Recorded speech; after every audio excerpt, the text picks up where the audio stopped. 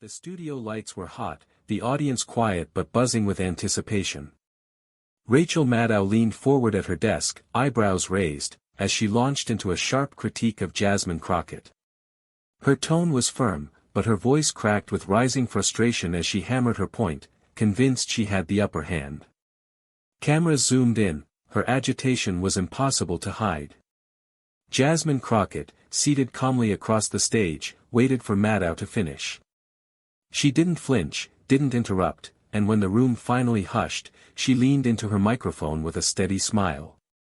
Her voice carried confidence and precision as she delivered her response. It wasn't loud, but it cut sharper than any shout. She outlined her stance point by point, dismantling Maddow's argument in a way that left no space for rebuttal. The crowd's reaction was immediate. Gasps turned into applause, and soon the room erupted in cheers. Maddow tried to interject, but every word sounded weaker against the clarity of Crockett's reply. Social media lit up within minutes. Clips of the exchange spread like wildfire, with captions declaring Crockett's comeback as the definitive moment of the night. By the end of the broadcast, hashtags had already trended worldwide.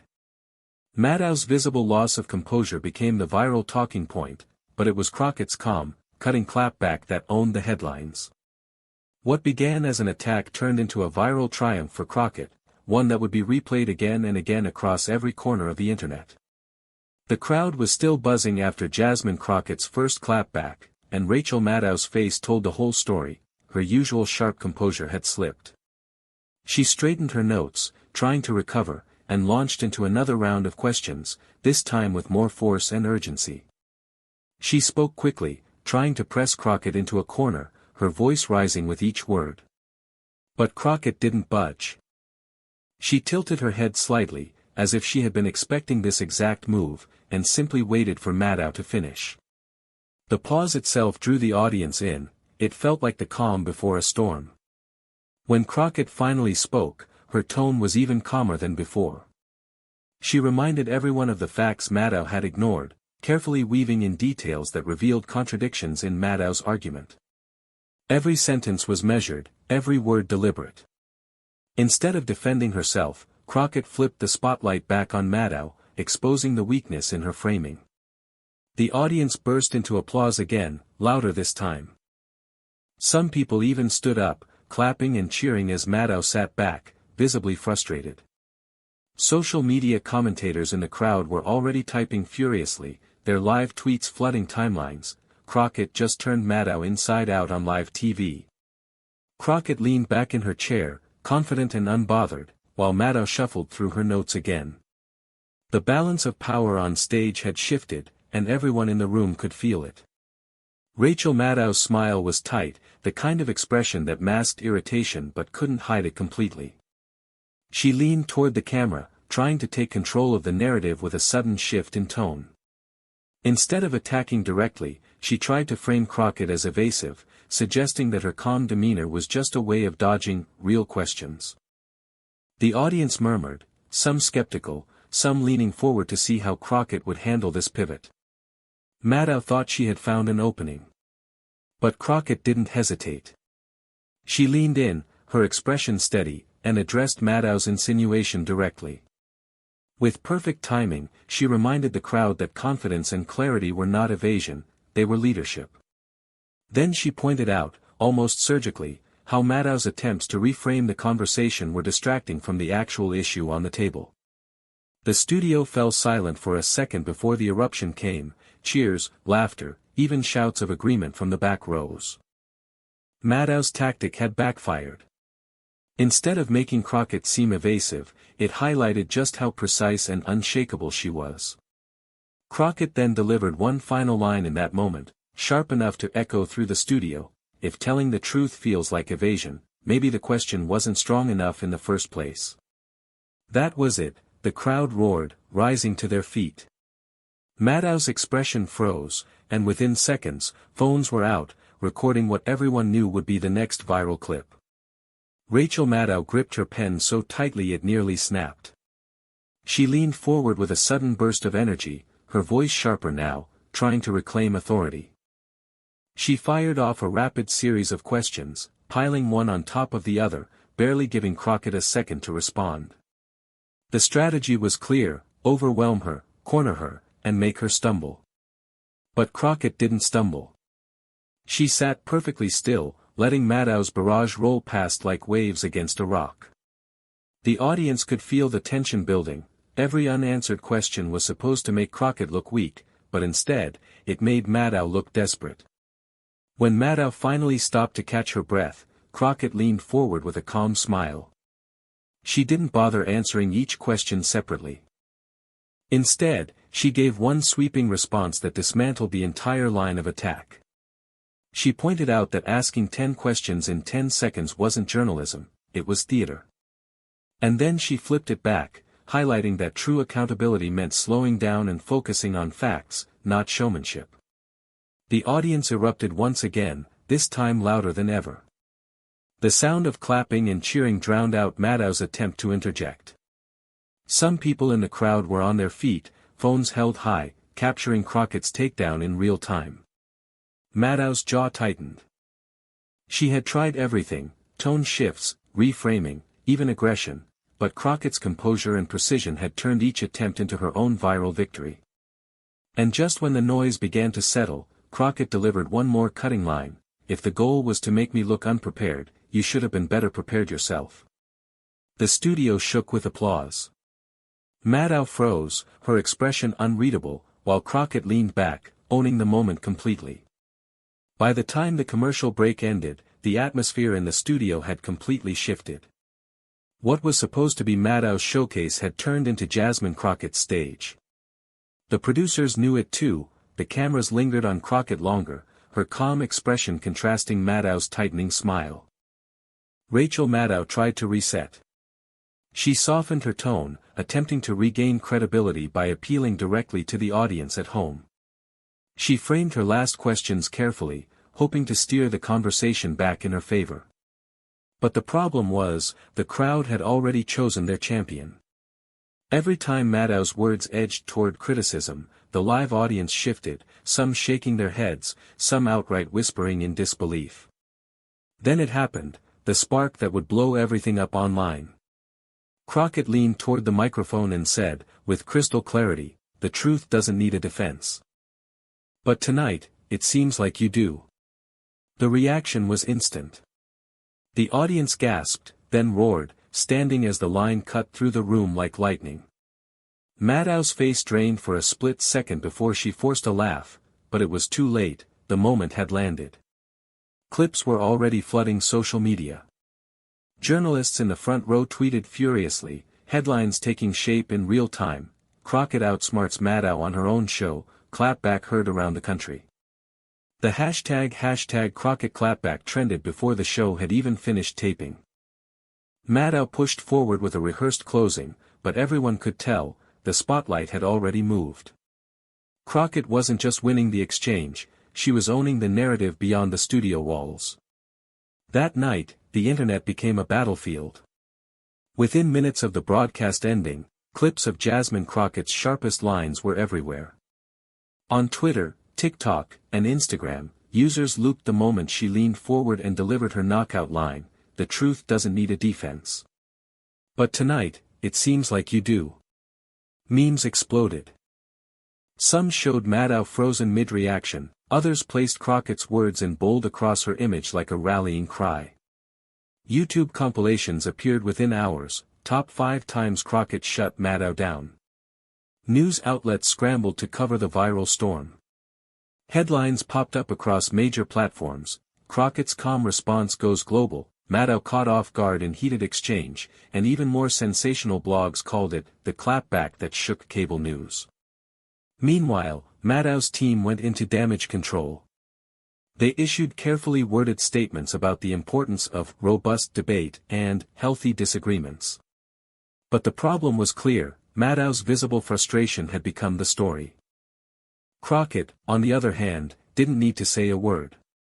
Her silence on social media only fueled the buzz, making her look even more unbothered. Fans and commentators filled the gap, praising her poise and spreading her words like wildfire. By the next morning, hashtag Crockett Clapback wasn't just trending in the US, it was at the top of global charts. Maddow had lost the exchange, but worse than that, she had lost control of the narrative. By the next morning, Rachel Maddow's producers knew they had a problem. Every major outlet was running the same story: Jasmine Crockett had dominated the stage. Clips of Maddow fumbling circulated on endless loops, while Crockett's Clapback had been remixed into everything from motivational edits to comedy skits. That evening, Maddow opened her show with a serious tone. She addressed the viral storm head-on, calling the previous night's exchange spirited and misunderstood. She tried to frame herself as the host, simply pressing tough questions, but the audience watching at home wasn't buying it.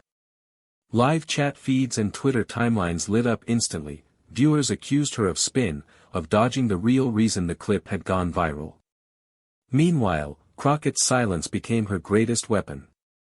She hadn't released a statement, hadn't posted a tweet. Yet her supporters flooded social media with messages like, "She doesn't even need to respond, her words speak for themselves." Others clipped Maddow's attempted defense side by side with Crockett's calm dismantling, creating devastating comparisons that only widened the gap. Even late-night comedians jumped in. One host joked, "Maddow didn't just lose the debate, she lost the Wi-Fi war." The audience roared with laughter, and the clip went viral on its own, piling onto Maddow's headache. By the end of the week, it was clear, Crockett's poise had turned into a movement, while Maddow's attempt to control the damage had only amplified the storm. For days, Jasmine Crockett let the noise swirl without a single word from her. The silence itself was power. People kept refreshing her feeds, waiting, speculating.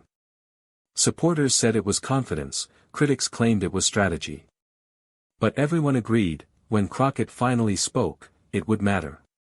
Then, on a quiet Friday morning, she broke the silence. One short post. No video, no fiery thread, just a single sentence paired with a clip of the exchange. "Calm doesn't mean weak. It means I've already won." The internet erupted.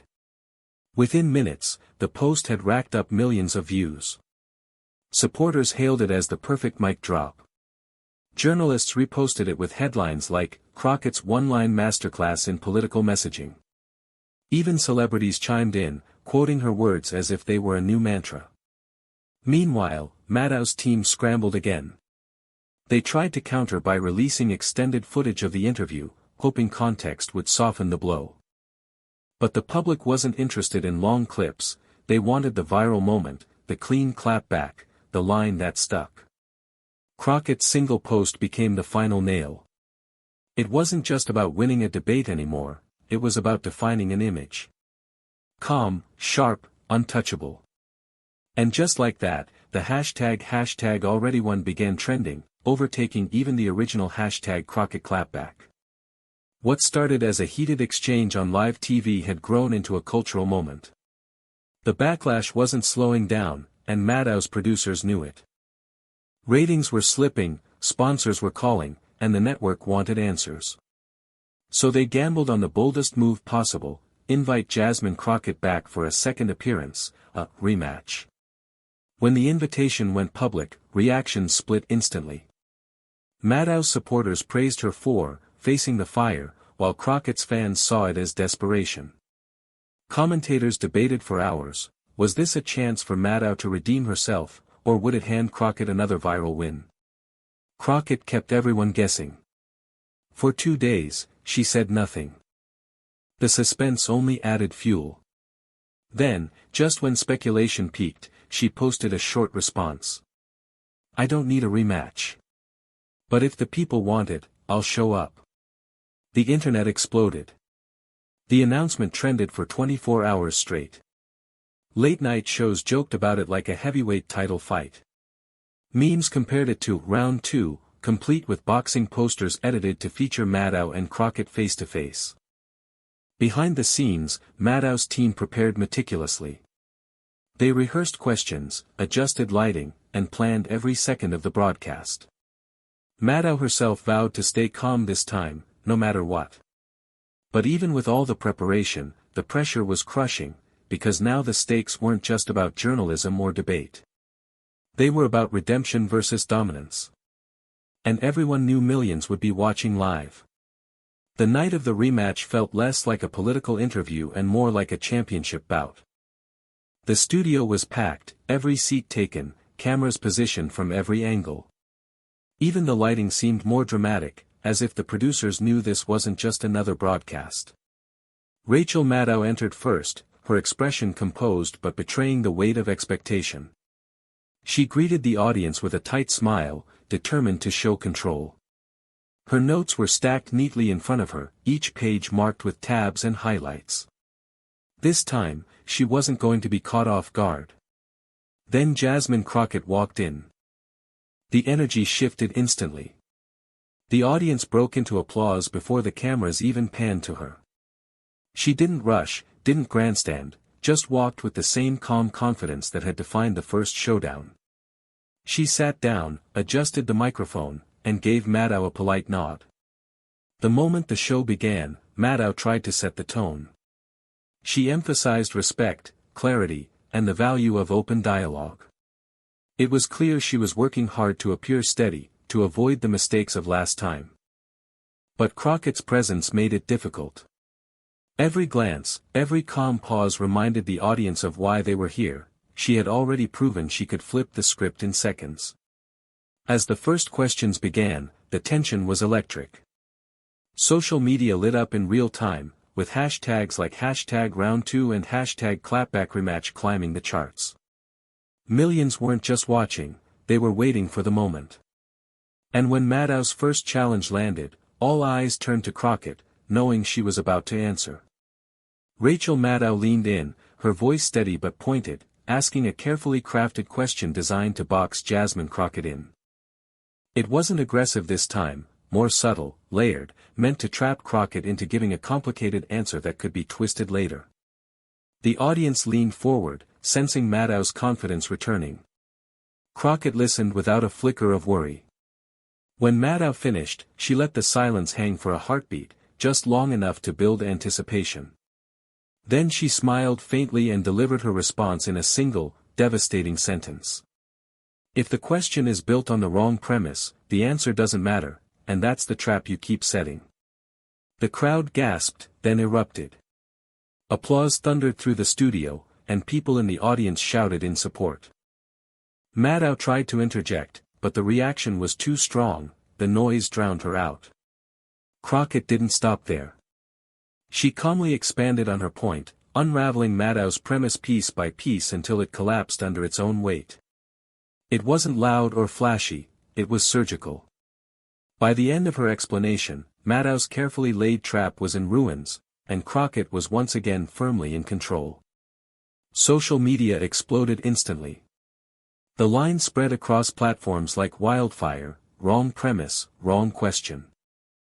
Fans clipped the moment, looping it with slow-motion edits and dramatic captions. #round2 was trending worldwide before the broadcast even reached its halfway point. Maddow straightened her papers again, her jaw tight. She had come prepared, but Crockett had just dismantled her first and strongest move with effortless precision. Rachel Maddow's composure began to slip again. She shuffled her papers more than once, her voice rising as she tried to push back with a flurry of follow-up questions. The control she had rehearsed so carefully was unraveling under the weight of Crockett's calm precision. The audience sensed it too.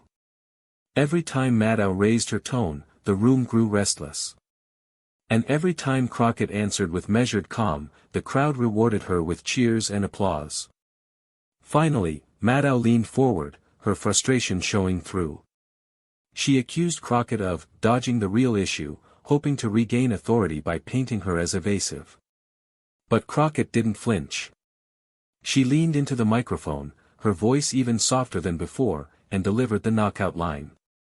"The only thing I've dodged tonight is your spin, and I think the audience sees it." The studio exploded. People leapt to their feet, clapping, shouting, some even chanting Crockett's name. Maddow froze, visibly stung, her face caught in the harsh glow of the cameras. That single moment sealed it. Within seconds, the clip was clipped, shared, and captioned online. Crockett ends the rematch in one line. The hashtag dodged your spin took off instantly, stacking alongside hashtag round 2 at the top of the global charts. By the time the show ended, there was no doubt who had won again. Crockett didn't just survive the rematch, she dominated it, leaving Maddow's credibility more shaken than before. The morning after the rematch, the headlines were unanimous: Jasmine Crockett had done it again. Mainstream outlets tried to soften the blow for Maddow, calling it a heated exchange or a spirited debate, but independent media and social platforms told the truth: Crockett had controlled the stage from start to finish. Clips of her line, "The only thing I've dodged tonight is your spin," dominated TikTok and Twitter, replayed millions of times with edits, music overlays, and commentary. Hashtag dodged your spin trended all night, overtaking political hashtags worldwide.